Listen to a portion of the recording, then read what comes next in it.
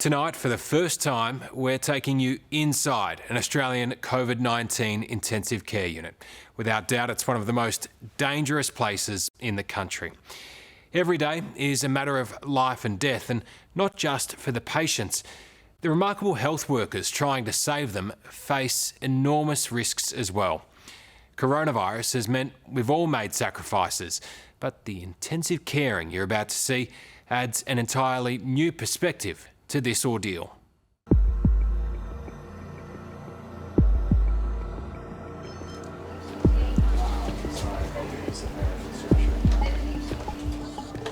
Take a good look at Dr. Luke Torrey's face, because you won't see it again for the rest of his shift, covering himself from top to bottom with layer upon layer of personal protective equipment. Look, it's laborious and it takes a lot of concentration. After a long period of time, it can be a bit sweaty and uncomfortable. And that's part of the discipline that all our nurses and doctors go through every day when looking after these patients. The protection is for good reason. Behind these doors is where no one in Australia wants to be right now. But a team of highly skilled health workers still turns up here each day to save lives. You're seeing for the very first time the reality of what it's like inside a COVID-19 dedicated intensive care unit. So there's currently a patient behind the curtain and there are patients on the other side in isolated rooms who are being treated with coronavirus. Dr. Torrey is based in the coronavirus ICU ward at Perth's Sir Charles Gardner Hospital. As he heads over to check up on one of his patients, Sandra, hello. G'day. You can see the man is lying face down. It's a common approach for people on ventilators to be put in the prone position. Major, any problems today? Yeah, a few. Is he very unconscious or is he... He opens eyes to... Wow. Okay, that's doing well. But doesn't move limbs. Okay. We're going to trachea at about 2. Yeah, 2 o'clock we'll come back and do the tracheostomy. Yep. We're going to move into the negative pressure room for that? Yep. Okay. And you're going to help? Yes. Behind these windows are the negative pressure rooms they're talking about. Their design means air only ever flows into the room and the highly contagious virus can't spread out. This is where life or death procedures are carried out on the patients hardest hit by coronavirus. The medical challenges are well documented, but Dr. Torrey says perhaps the hardest part of treating people here is the complete isolation for patients from their family and friends. The conversations we're having do require a lot more compassion and empathy. You know, it is a very difficult scenario when you tell someone, I'd like you to call your loved one now and tell them what I've just told you, and consider telling them things that you might not want to left unsaid. That conversation where you have to say, you know, this could be your last goodbye, it's a hard conversation to have. It is. It really is. Once they go into that sedation and on that machine, their chance of coming off is not great, and there is a realistic chance that they may die. So we're finding we're having very, very difficult conversations with patients at that moment. And what's particularly challenging is those conversations are often had in isolation, without their loved ones with them by their side, and they're alone. Do you find it's harder for the patients to not be able to have their family with them, or for the families when you tell them, sorry, you can't go and see your loved one who's so critically ill? I think it's actually harder for the families and the loved ones. I think everyone is so stressed and want to be there and want to be holding their loved one's hand, speaking to them, reassuring them. And it really is difficult. And I'm sure it's a form of agony for them, not being able to be there and be present. If you end up in intensive care with coronavirus, your situation is critical, but thankfully Australian hospitals have a much better success rate than those overseas that are stretched to the limit. In the UK, if you find yourself in an ICU ward, you're a 50% chance of dying. In the United States, it's even worse than that. They've been fighting this disease here since February, and despite achieving some amazing recoveries, sadly, not everyone can be saved. Australia's first recorded death from coronavirus was in this very hospital.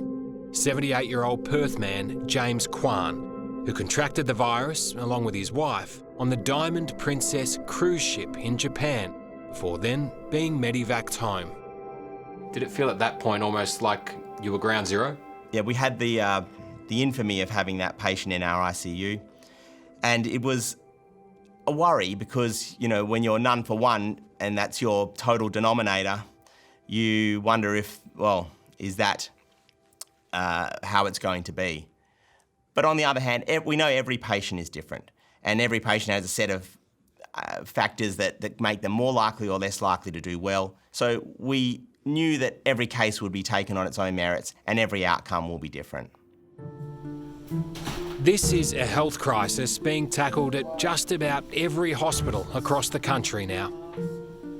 Aaron Lampy is a nurse in the infectious diseases unit at Melbourne's Alfred Hospital. His workload now entirely coronavirus patients. What goes through your head when you read about the number of doctors and nurses that have been infected in Europe while they've been treating coronavirus patients? It's definitely concerning, but it's, to be honest, there's always risk in the job, and just got to keep on doing things as safe as I can and making sure that if I do feel that I've been at risk, that I take all precautions. I've already been swabbed twice, both negative, and that's simply because Alfred's saying if you wake up with any respiratory symptoms, even if you don't have a fever, if you have a cough, runny nose, sore throat, go get swabbed, don't come to work. Work today was about the same as any other day the past couple of weeks. It's not just the work life that's under stress for these health workers, it's their home life too. After being in close contact with so many coronavirus patients, Aaron made the difficult decision a month ago to self-isolate away from his long-term partner. Have you seen your girlfriend since then? Through like a window and like at a distance.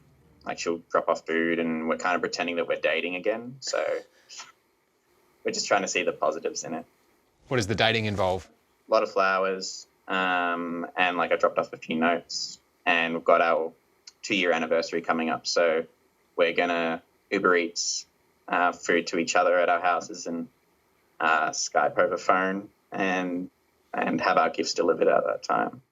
400 millilitres is a normal. It's not just doctors and nurses doing their bit. There's a sense of all hands on deck in many sectors across Australia right now. These are ventilators fresh off the production line. Focused on Jamie Whitcomb, actually. This isn't a medical supplies factory. It's the headquarters of V8 supercar team 888, which has been repurposed to help hospitals that are short on vital equipment to treat patients with coronavirus. Mark Dutton is the team manager. Are you proud of how your team and how your industry has come together to work on this? Yeah, very proud.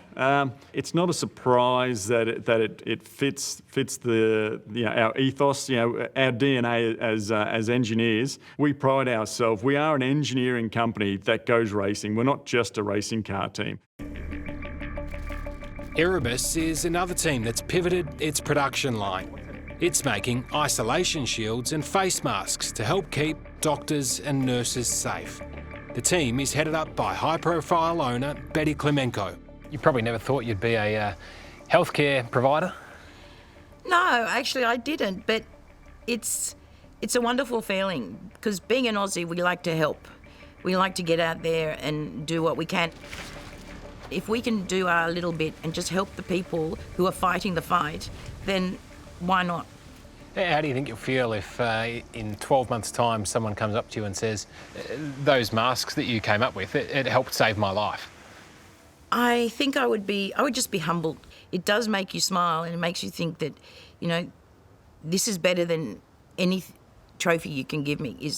One life is worth much more than a trophy. Telling someone that you make racing cars would normally get a pretty good response on its own, but what's the response now when you tell people that you're helping make ventilators to take on coronavirus? They're more impressed. Everyone's been so supportive because it is a cause that obviously is affecting the whole world. It's something that I've definitely not experienced in my lifetime, and most people haven't. So the fact that we can step up as a group and as a nation is pretty inspiring. Every bit of support is making a difference, like here at Perth's Sir Charles Gardner Hospital. Looking around the ICU ward, the promising sign is the number of empty beds, less coronavirus admissions than had first been forecast, not to mention those whose lives have been saved here already and now returned home. As a nation, we can only admire the determination and skill of health workers like Dr. Luke Torrey, who is seeing signs every day that we are on the right track in this fight. The moment that you've had coronavirus patients that you've managed to nurse back to relative health, it must give you a boost. I must admit, you couldn't wipe the smile off my face. The first patient our team put onto our machines finally got off after about 13 or 14 days, and then had a nice slow recovery in the ICU for several days after that, getting strength and breathing better, and was able to go out to the ward just a few days ago, and it was a great sense of relief and happiness to know that we can win. Because, you know, obviously you hear the horror stories, what's happening around the world, but we can win, and we are doing really, really well.